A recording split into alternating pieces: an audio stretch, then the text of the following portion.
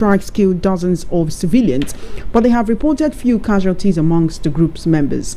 The migrant detention center in Saada was reportedly holding 115 Africans when it was hit on Sunday night. Back home in Nigeria, bandits have killed one person and abducted at least 10 others, including men, women and children, during a deadly attack on Gidandawa village in Dutsinma local government area of Katsina State. The incident, which occurred on Sunday night, was revealed in a post shared by security analyst Bakatsine on X today. According to the post, the assailants stormed the village at night. During the invasion, one person was killed, 2 others sustained injuries, and several houses were ransacked. Bakatsine reported that the bandits abducted at least 10 villagers during the attack, taking both adults and children. Authorities are yet to issue an official statement regarding the attack. Meanwhile, former presidential campaign spokesperson for Labour Party, Kenneth Okonkwo, has said that all the results Peter Obi got in the 2023 general elections were written and allocated to him by the Independent National Electoral Commission, INEC. Okonkwo lamented that until this moment, over 2 years after the election, the electoral umpire has failed to upload the polling unit's results to its portals as the law demands. According to him, the Labour Party candidate won the presidential election with over 1 million votes in a place like Lagos, but INEC reduced its result while the results in Rivers were altered and rewritten in favor of the All Progressives Congress. Let's take a listen to Kenneth Okonkwo speaking on this. The million that came from where? Was the election result? Have you seen? Was it written? Have you seen the polling unit by polling unit results from INEC for the 2023 presidential election? If you have seen, show me. That's what the law says in section 62, 2, 3 of the Electoral Act. That after the election, INEC should post in its electronic server the polling unit by polling unit results of all the results of the election after it was technically glitched. Have you seen any of such results?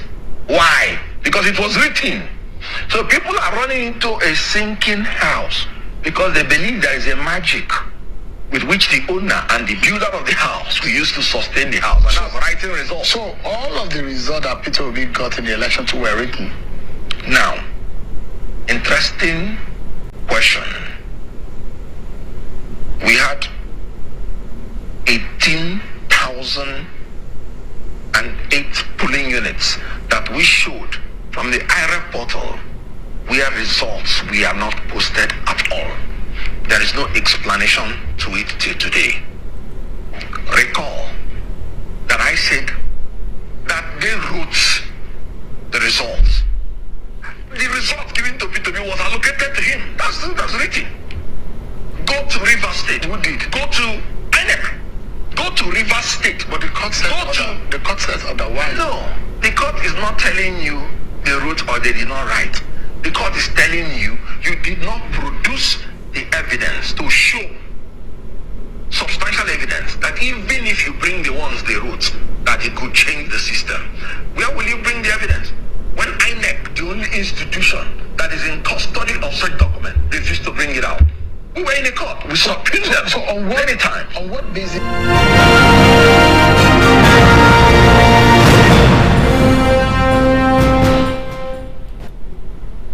Meanwhile, Governor Babajide Sanwo-Olu of Lagos has tackled Peter Obi over the perceived disparaging comment he made about Nigeria at Johns Hopkins University in the United States. The Lagos State Governor said Obi lacks the moral right to talk about poverty in Nigeria. Reacting, Governor Sanwo-Olu, in a statement titled "Factually Addressing Mr. Peter Obi's Criticism of Nigeria at Johns Hopkins University," accused Obi of making disparaging comments about the country. He said he finds Obi's pattern of behavior disturbing, indicating that his comments about Nigeria on the global stage don't project the country positively. Sanwo-Olu, who predicated his reaction on poverty, which Obi focused on in his analysis, said any leader could fight poverty generationally by promoting education, improving healthcare, providing credit and granting access to land. According to him, it is ironic that the former governor of Anambra, who did not build a single school or standalone hospital throughout his tenure, is criticizing the federal government. Meanwhile, following the gale of the factions sweeping through the ranks and strongholds of the country's leading opposition party, the People's Democratic Party (PDP) National Working Committee has scheduled a meeting for Tuesday to address the wave of the factions and other internal crises that have plagued the party over the past years. The storm had been long speculated before the dramatic defection of the PDP former vice presidential candidate Ifeanyi Okonkwo, Delta State Governor Sheriff Oborevwori, and the entire PDP party structure in Delta, one of the former ruling party strongholds. The party is facing one of its most difficult times since its formation in 1998. Meanwhile, Senator Samuel Anyanwu, recently reaffirmed as National Secretary by the Supreme Court, has vowed to attend the meeting despite the stance of the Bauchi State Governor Bala Mohammed-led PDP Governors Forum. A high-ranking source who spoke on condition of anonymity due to lack of authorization confirmed to journalists that the National Working Committee will address the defection of party members to the All Progressives Congress and explore ways to prevent further defections. Meanwhile, suspended chairman of the Senate Committee on Diaspora and NGOs, Senator Natasha Akpoti-Uduaghan, representing PDP Kogi Central, has issued a sarcastic and satirical apology to Senate President Godswill Akpabio, reigniting discussions about gender dynamics and power struggles within Nigeria's legislative chambers.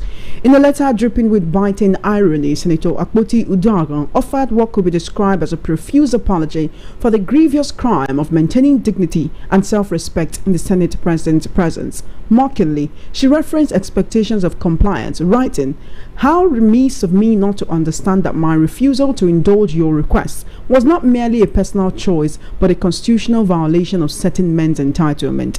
Addressing systemic sexism, she continued, "Please find it in your magnanimous heart, somewhere buried deep beneath layers of entitlement, to forgive this stubborn woman who mistakenly believed that her seat in the Senate was earned through elections and not erections." You're currently listening to the World News at 12 right here on Voice of the People 90.3 FM. We'll now head into the news analysis segment. I have veteran journalist and the political, social and national affairs analyst, Mr. Chukwuma Okoro. Thank you so much for joining me. Good afternoon. Good afternoon, Chairman. Good afternoon to our listeners. Thank you so much for coming today. I want to get straight into it and talk about what Kenneth Okonkwo said. It's no news that there has been so much political permutations and affiliations ahead of the 2027 elections. I mean, with Delta, that used to be a stronghold of the PDP, now being an APC state, the PDP is very, very jittery at this moment. But the names on the lips of many opposition figures and even the current administration is that of Peter Obi. Kenneth Okonkwo is saying that although they could not prove beyond reasonable doubt that Obi was rigged out in 2023, that he is looking at a situation whereby if a coalition does not come in, President Tinubu cannot be removed in 2023. Would you say that the opposition is more focused on taking power from the APC than actually enacting the good governance that they're accusing the APC of not giving Nigerians? No, I don't get it. The APC, the opposition are more interested in taking power from President Tinubu in 2023 than actually giving Nigerians good governance that they have accused the APC of not giving Nigerians. The opposition can't give Nigerians good governance. Oh, you have to take power first. They have to get power first. It's only when you get power that you can have the opportunity to give good governance. You know, talking about Peter Obi, everybody is Peter Obi. He's still the new kid in the block, whether people like it or not. He's the person that has redefined Nigerians politics from 1922 up until this moment. He drove a momentum never yet seen again after 1992, 1993, when MKO Abiola did that with the SDP. In fact, because we even had a two-party system, SDP and NRC, the Obi's momentum that he drove with the obedient movement as part of the Labour Party is even more impactful, was more impactful, because look at the time that he started making waves. The moment he left the PDP, and recall that even when he was in the PDP, Nigerian youths had also held a rally, said, PDP, give us Obi. Shoma, you recall when they went on a rally and said, look, PDP, ahead of the primaries, ahead of the presidential primaries, give us Obi, give us Obi. And when that didn't happen, Peter Obi pulled out and went to the Labour Party. And now, going to the Labour Party, I keep saying he drove a momentum that is never yet seen, you know, except what Abiola did. Now, that said, that momentum has not lost, despite what is going on within the Labour Party.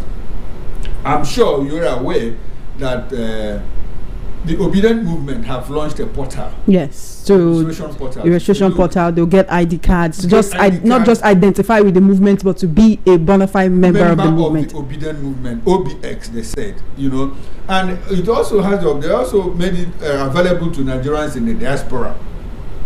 And I'm asking, what is the essence of this? The essence of this is to create a structure that they accused Obi, that Nese has accused Obi of lacking in the 2023 general election. And it was because practically that structure was lacking. That is why it was easier for people that say that the election was rigged, people that alleged that the elections were rigged. It was because the structures were not there on ground.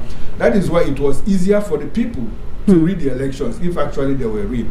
Like what Kenneth Okonkwo is coming out to say, this is not the first person saying it. You and I know the records were there in the public. We saw records, of election results that were mutilated, and clearly Labour Party won, even in parts of the north. Obi won not states in the north. In Lagos State here, Labour Party beat the APC. In Lagos State here at the presidential level, they had to buckle up and did what they did. That was why they now won the governorship election. So Kenneth Okonkwo is not the first person saying it. Nigerians know. Forget about everything that went on. But he no longer aligns with Obi and the Labour Party, where he's even said that Obi does not seem to have what it takes to play politics the way that others are doing to actually take power from the APC. So this is a man who is disgruntled with the way Obi is doing his things. So is he speaking for him at this moment or against him? He's been very frank as far as his own opinions are concerned. So a lot of people also say that, look, the way Obi is handling issues with kid gloves, that is not the way to take power. But Peter Obi disagrees. Look at what happened when the issue of Abure's leadership of the Labour Party came up. People were asking him, you do this, do this. Obi said, look, no, that is not the way to go. Allow us to follow due process. He followed due process and went up until the Supreme Court. What happened? Now the Supreme Court decided the matter. Forget the fact that, look, there are also dissenting voices within the Labour Party and all of that. But it is very clear, the Supreme Court judgment is very clear that Julius Abure is no longer the national chairman of the Labour Party. And after the elections, Nigerians wanted to pour into the streets. Obi said, no, don't do that. That is not how to dismantle this rascality. We are going to do it the legal way. And he's been doing that, going to all parts of the country, all parts of the world, to preach good governance, to say, look, this is what we can do in Nigeria. Look at these people are getting it right. We are not getting it right here. And certain people are even finding their voices. People like Babajide Sanwo-Olu. Is there anything that P2B has said that is wrong?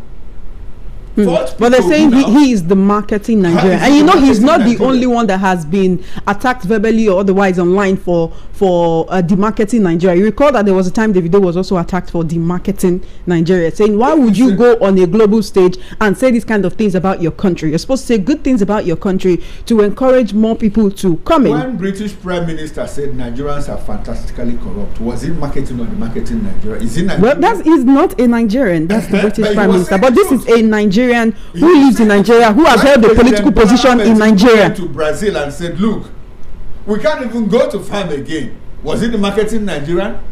He was merely telling the truth. I ask anybody, can you point to one thing Obi had said that is not right, that is not correct about Nigeria in terms of poverty levels? Nobody can say that. Nobody can put out figures there. If you think that Obi is the marketing Nigeria, how do you market Nigeria?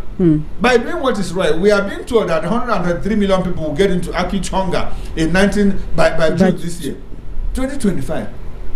And so if MBS, National Bureau of Statistics, Nigerian own government rating agency, says that, are they the marketing Nigeria? Look at what World Bank said. World Bank is putting us at par with Somalia, with Sudan, DR Congo, and Ethiopia.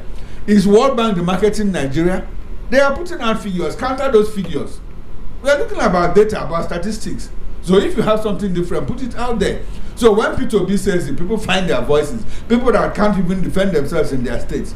People that can't even keep a legislature under their tongue. And the only problem they have is P2B. Why would you say that? Why would Sanwo-Olu say that?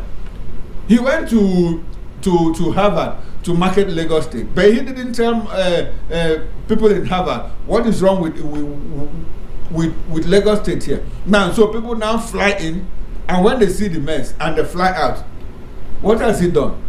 Market or the market Nigeria? But at least, the people who support this administration are not going about telling people that, oh, this is not the right time to come into Nigeria, or poverty is killing us, or insecurity is killing us. So you can understand why someone like Governor Sanwo-Olu would, this is an opposition figure, right? You want to counter what it is that he is saying. And that's why I pointed out that he's not the first person to actually say something like this on the global stage. The only way to counter what Peter Obi is saying, the only way to counter what the opposition is saying, give us figures that shows clearly that in the 18 months or in the 22 months of this administration, that the poverty levels have dropped from 137 million people being the poorest of the poor to 80 million Nigerians. Let us see that you have taken 57 million people out of poverty. That is the way to market this country. Now tell us that, look, you don't need to go to France or to UK for specialist care. You don't need to go to India or medical tourism.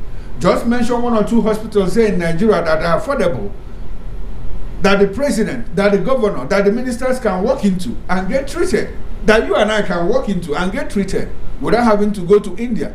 Tell us the public school here that we can get to, pay school fees at a very good rate and get the best of education comparable to what we have in parts of the world.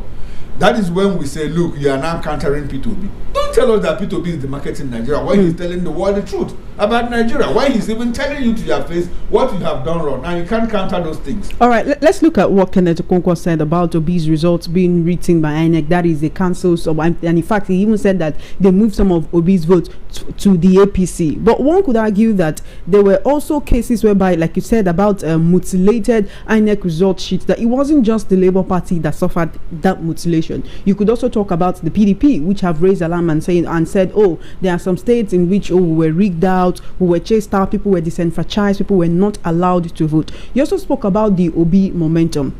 The APC, that is the ruling party, seems to have started its own campaign. If you step outside of this building, Mr. Chukwuma Okoro, you will see those door-to-door campaign banners. I don't know if you've seen them, with the president's face on them. So the opposition does not seem ready. Can Obi still sustain that momentum of before the 2023 elections till now? Because a lot of people are very disgruntled. A lot of people have expressed so much displeasure. A lot of people are apathetic. They don't want to be a part of elections anymore. They're like, whatever you want to do in this country, do. We will survive by God's grace. You see, the momentum that Obi drove in 2023 will be more in 2027. You know why? Because Nigerians are poorer now than then.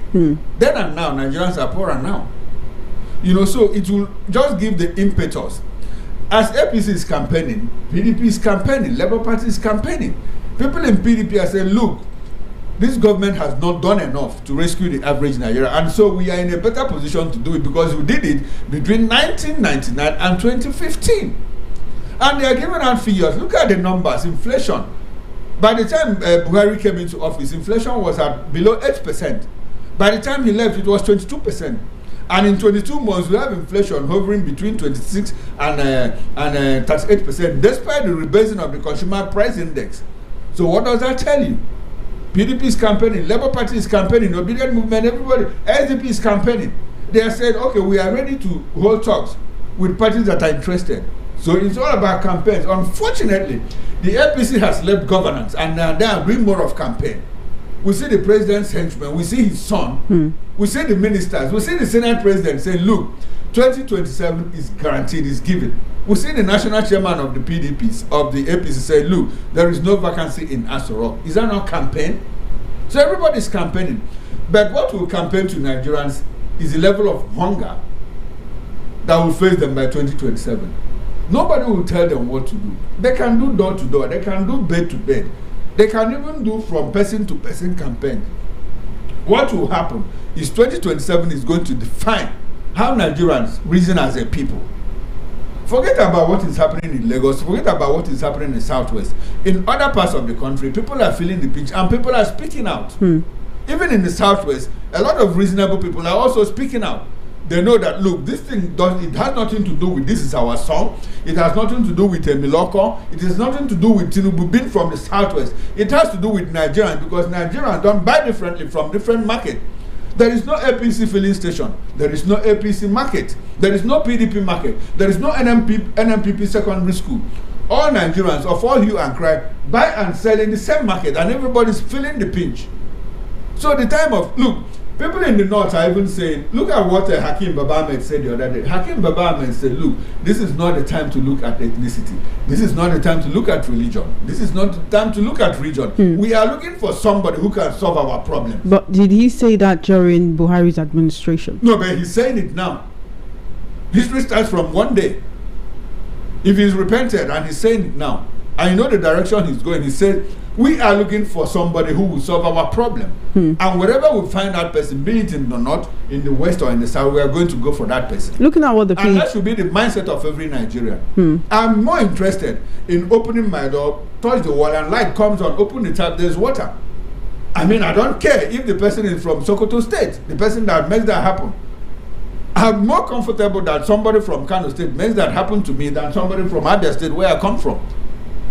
That is the reality of the moment. The PDP has called for an urgent meeting amid the wave of defections. It's almost as if the party cannot believe what has hit them. A lot of Nigerians are complaining that the PDP seems to have been sleeping. But can they put their house in order before 2027? There is no wrong time to do the right thing. There is no wrong time to do the right thing. I have seen somebody who took last position in a second term and took first position in the third term exam. But there is what is called a cumulative grade point.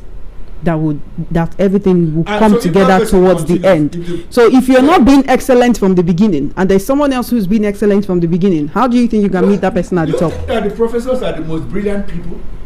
No, it's all about diligence. It's about discipline and research. The fact that PDP is been down for like 2 years or so, and they're trying to put the acts together now, does not rule out the fact that they can come out stronger, that they can finish strong. By 2027, it depends on, like I said, there is no wrong time to do the right thing. This is morning for them. And anytime someone wakes up, that is the person's morning. If PDP decide to put their house together and say, look, enough of all this infighting, enough of all this implosion within the party, let us do the right thing. Trust me, they can do it because they did it between 1919 and 2027. Figures don't lie. The figures are here before you and I will see those figures. Inflation, economy, during their regime, during their administration, Nigeria had the biggest economy in Africa, $500 billion worth of an economy. Now it's gone down to 247 after 9 years, within 9 years of APC. So what does that tell you? Do you need to travel to the moon to find out what went wrong? That's an issue of leadership. Look at inflation. I told you that inflation, Buhari inherited inflation at 8% and left it at 22%. Now this administration drove it to 38%. Despite all the rebasing, it's still at 26, between 23 and 26. What does that tell you? Even with all the rebasing, prices of food items, have they gone down in the market? No, the answer is no. So Nigerians are more politically sophisticated now than then. We have a middle class that they have tried to decimate, but the middle class is also coming up. Do we still have a middle class? There is a recreation of the middle class. Maybe not by wealth, but by reasoning, by thinking. If you go to social media handles, if you go to X, you see a lot of Nigerians, very well educated, and they are saying, look, enough of this. We can't continue like this in this direction. And they make them, look at what is going on. That our currency is put at par with that of Sudan, a country that is at war. And that World Bank brings out statistics that puts us in the same level with Sudan and DRC, Democratic Republic of Congo. What does that tell you? Isn't it about leadership? Have we always been like this? The answer is no. We have never always been like this. A certain group of people went into government and everything toppled down. Should we continue in that direction? No, we should not. And you are telling us that the economic policies are making impact. What impact is that? 22 months down the line, we don't see anything about that. No, we can't continue like this. Nigerians are more politically sophisticated now than then. Well, in 2027, it will be another opportunity for Nigerians to make another decision. Before we go, I want to quickly talk about the apology, the quote and unquote apology that Senator Natasha issued to Senate President Akpabio. The question is, was it really necessary? I know that a lot of people have been calling for her to apologize to him and let this issue be swept under the carpet. Let's not further disparage Nigeria. Let's not further demarket Nigeria by washing our dirty line in public. You know that she has gone to several Western media, in fact global media outside of Nigeria, to state her case and let people know that, oh, this is what I'm suffering at the hands of the president of Nigeria's Senate. But was this satirical apology really necessary? You know, when I read the headline, you know, Natasha apologizes to Akpabio, I was taken aback, and a lot of people were too, until I got into the apology itself, and I discovered that she was just trying to resurrect the issue. That's exactly what it looked like. Yeah. It's like, oh, people are no longer talking about this. Talking about it, and it's fashion. It's fashion in Nigeria. When something happens, it takes another bigger thing or another big thing of equal measure, you know, to come and take that one away from the spotlight. So she's just trying to resurrect, you know, the issue, because it looks like, and can you imagine that in the midst of all this, what Natasha accused Akpabio and all of that, and the federal government found it convenient to send Godswill Akpabio to go to Vatican and represent us. Couldn't somebody else have gone? That's the president of the Senate. No matter these allegations have not been proven against him, so you don't expect the president to say, oh, because of your character, let's push you aside. When Nigerians talk now, you say you are marketing Nigerians. Are you not the one marketing yourself? Why should they send Godswill Akpabio? He has questions to answer. He should come and answer. The case is in court. That means there's a question for him to answer. Couldn't somebody else like Father Matthew Hassan Kuka lead the delegation? Or even another person? From even the Senate, must it be him? A lot of people are even concerned that he's still the one supervising the Senate amidst the accusations leveled against him. Will he have survived if he was in Europe or other parts of the world, where democracy is working, where the people's power is working, and all of that? And there's a picture that is out there. Anyway, I don't want to comment about the picture. I'm sure you saw it too, where she was looking at the Minister of State for Foreign Affairs, Bianca. Meanwhile, you record the compliments. But that is, he could just be looking Bianca in that direction. That doesn't mean that he was looking at her. What they went for was a very serious engagement, you know. So when we keep talking about it, so and be like, oh, that's how he looks at women. What goes on in the Senate is not a serious engagement. No, of course it is. I mean, what they went for at the Vatican was a very serious engagement. So he couldn't have taken his gaze off what was going on. What goes on in the Senate is not a serious engagement. If he could find time within the Senate to do all that he's accused of doing. When you say if he could find time, it's when you say if he could find time, you are insinuating that he's guilty. Did you see the picture? I did see the picture. The picture is strange. And did he tell you? But of course, Nigerians are talking about that because of this Senator Natasha issue. Exactly the point. That is the reason why he shouldn't have gone there to represent us. So if the president sent him, he should say, President, I'm not the right person to go. He's not the person that they say that did this and that. And look at how he's looking at the other person and this other person again. I've not said anything, no. We are just holding a conversation here. You know, so it speaks to the character of leadership we have in this country. It speaks, it does. But do you actually blame Senator Natasha for resurrecting this issue? I mean, one would think that since the case is already in court and the court has barred all the parties involved from talking about it, did she not? Didn't bar. The court said don't grant interview. The court said don't grant interview. Don't talk about this on the media. No. The court didn't say don't talk. Did she grant interview? Did she grant an interview? She just gave an apology now. I'm apologizing. So you are supporting what she that was not a genuine apology. You know that. It's a genuine apology that reeked with so much satire and irony and so much dripping with so much what some people call bad blood. You can choose to be so when Senate President Akpabio comes tomorrow to be a satirist, are we going to also blame him and say, oh, they accused you of doing this and this is the best thing you could say? Because recall when he said, go and protest, we'll be in our houses eating. A lot of Nigerians vilified him for that. One could say it was satire. You know satire is the thing about satire is that it has many dimensions. You recall when Natasha's husband brought her to the Senate and kissed her in public. Akpabio went and brought his own wife and kissed her in public. Is that not satire? To tell you, like, this is not what we are. This is actually who we are. I'm in love with my wife and she's the only one around my life. So satire could come in any fashion. So if Akpabio has anything to do, Any satire to put out, let him put it out. You know, at the end of the day, it's not Nigerians who are going to solve this issue. It is the courts. Some would say she should have rather left it to the courts to decide what happened instead of resurrecting this AK market day. This case has gone beyond Natasha.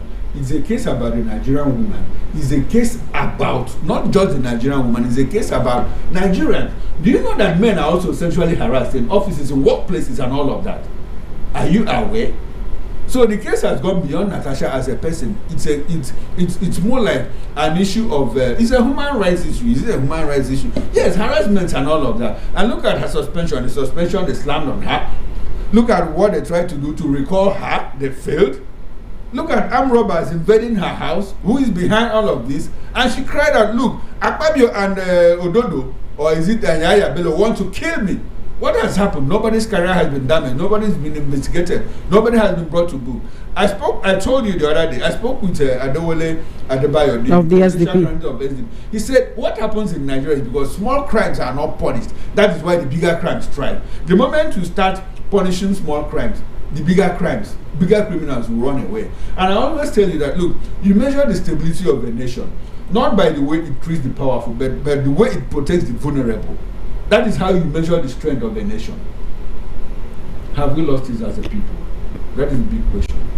Well, these are the questions we need to continue asking ourselves, while also calling on the federal government to do right by Nigerians. Mr. Chukwumakoro, our time is fast spent and we need to go.